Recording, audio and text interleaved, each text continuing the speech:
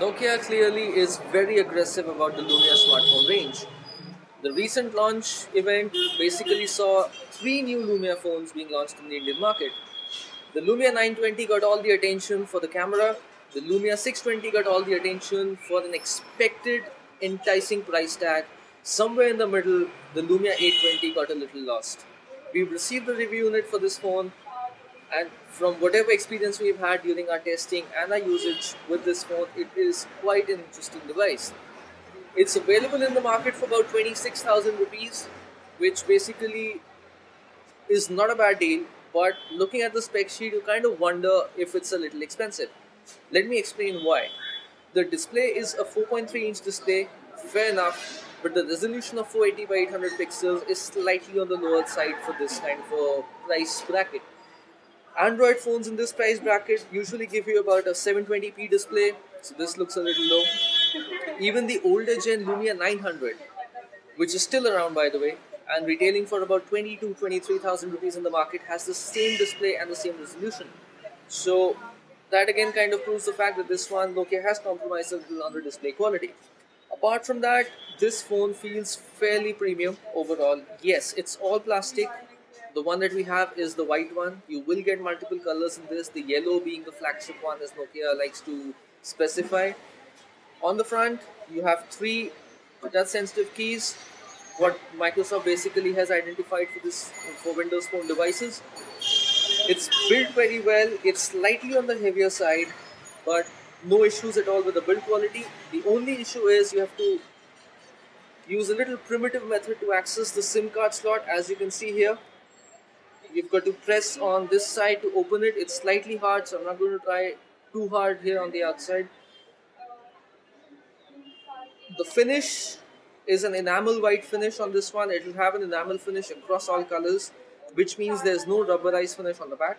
That could be a little bit of an issue if you are not very careful while holding this phone, since it's slightly heavier. While we say that, we must say that the phone is pretty evenly weighed out across, so it won't have the tendency of toppling over on its head or feeling too heavy on your palm. The volume rocker and the power key on one side's fine, the other side's fine is completely clean. There's the micro USB slot on the bottom along with the speaker and the 3.5 mm jack on the top. The camera on the back, let me specify this is not a pure view camera. Switching on the display, this is at full brightness, auto brightness mode is off. We are sitting here in sunlight and you can see it's quite reflective, but still you can read text. So that will not be a bit of a problem.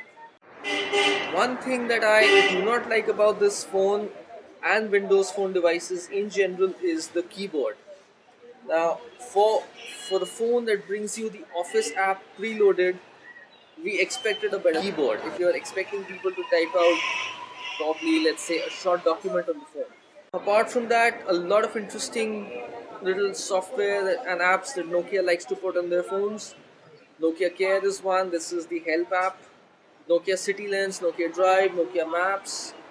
Very interesting if you like using the phone for navigation. They work quite well. Do suck a lot of battery life though, so you'll have to be a little careful if you're using these on the move. You might want to connect a car charger to it. Nokia Music is interesting. You can download quite a few DRM free tracks from it. Apart from that, it's pretty basic Windows Phone device.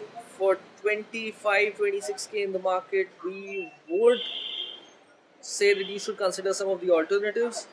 One of them being the Lumia 900 itself. Yes, it runs in older Windows OS 7.5, but it's getting the 7.8 update within the next couple of days globally, so that should not be a problem. You'll get most of the Windows Phone 8 features on that. Alternatively, if you want to consider Android, you have a lot of Sony Xperia phones in this price bracket. You've got the Sony Xperia S for about 23K, the Xperia SL for about 25K. Then there's the iPhone 4, which is still around for about 26, 27K. So all in all, you have a lot of options in this price bracket. If you want to spend a little more, for about 32, 33K, you have the HTC 8X, which is a much more superior device than this one in terms of specs, but you are spending a little more if you can extend your budget. Or if you want to kind of compromise on the specs and not spend a little too much, do consider the HTC 8s, which is available in the market for about 20k, so you're spending about 25k.